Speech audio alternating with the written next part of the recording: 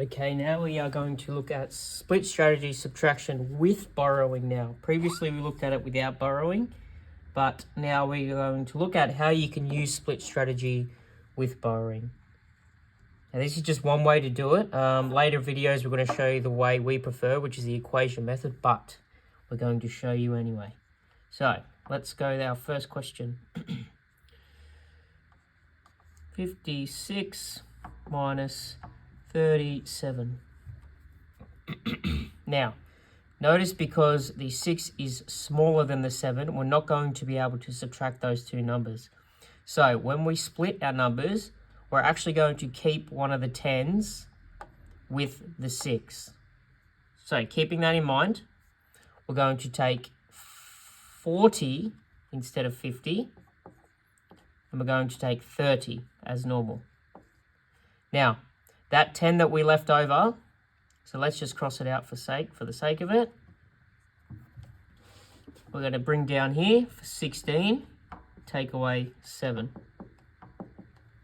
Now notice that this is now possible. Previously, we couldn't do 6 take away 7, but now that we've borrowed from our 5, which is 50, and carried it to our 6, which makes it 16, the answer can be done. 40 take away 30 equals 10, and 16 take away 7 equals 9. And all we do is add our 10 ones, then our 10s, so we have 9 plus 0 equals 9, and 1 plus nothing equals 1. So therefore, 56 take away 37 equals 19. Now let's move to a 3-digit question.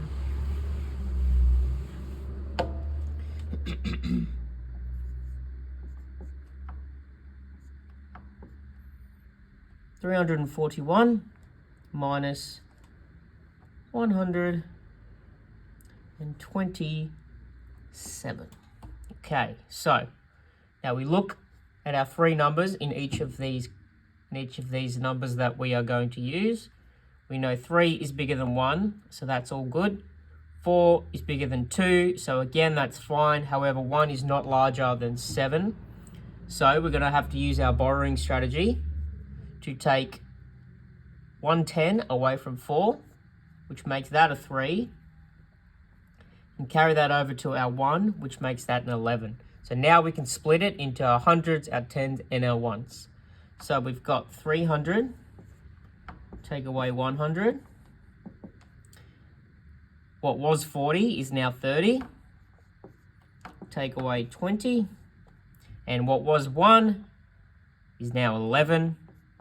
Take away 7. So again, now we've split it up nice and evenly, we can get straight into it. So we have 300 take away 100, which equals 200. 30 take away 20, which equals 10. And 11 take away 7, which equals 4. Now we add all those together, our 1s, 4 plus 0 equals 4. Our 10s, 1 plus 0 equals 1.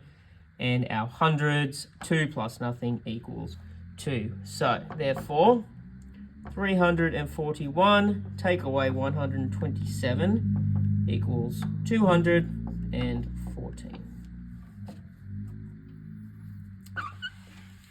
So we're going to go our thousands now. So let's have 7,829 take away 7,491.